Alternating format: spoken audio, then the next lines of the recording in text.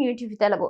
ఆంధ్రప్రదేశ్లోని రాయలసీమ ప్రాంతంలో రానున్న 2 రోజుల పాటు పలు చోట్ల పిడుగులతో కూడిన భారీ వర్షాలు కురిసే అవకాశం ఉందని రాష్ట్ర విపత్తుల నిర్వహణ సంస్థ మేనేజింగ్ డైరెక్టర్ రోనంకి కోర్మనాథ్ తెలిపారు. ప్రజలు అప్రమత్తంగా ఉండాలని, అవసరమైన జాగ్రత్తలు తీసుకోవాలని ఆయన సూచించారు.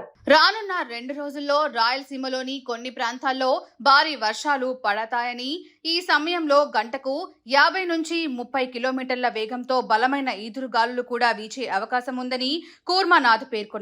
ముఖ్యంగా తిరుపతి, చిత్తూరు, నెల్లూరు, వైఎస్ఆర్ అన్నమయ్య, శ్రీ సత్యసాయి, అనంతపురం, కర్నూలు, నంద్యాల జిల్లాల్లో అనేక చోట్ల భారీ వర్షాలు కురిసే సూచనలు ఉన్నాయని వివరించారు. ఇదే సమయంలో విజయనగరం, విశాఖపట్నం, అనకాపల్లి, ఉభయ గోదావరి జిల్లాలు, కోనసీమ, కృష్ణా, గుంటూరు, పల్నాడు, బాపట్ల జిల్లాల్లో అక్కడక్కడ తేలికపాటి నుంచి మోస్తారు వర్షాలు కురిసే అవకాశం ఉందని తెలిపారు. వర్షాల నేపథ్యంలో ప్రజలు జాగ్రత్తగా ఉండాలని సూచిస్తూ హోర్డింగ్ల కింద, చెట్ల కింద, శిథిలావస్థలలో ఉన్న గోడలు, పాత భవనాల దగ్గర నిలబడవద్దని హెచ్చరిస్తున్నారు.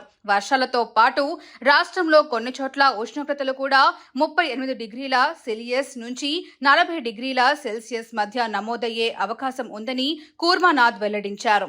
వాతావరణ మార్పులను గమనిస్తూ ప్రభుత్వ సూచనలను పాటించాలని ఆయన ప్రజలకు విజ్ఞప్తి చేశారు.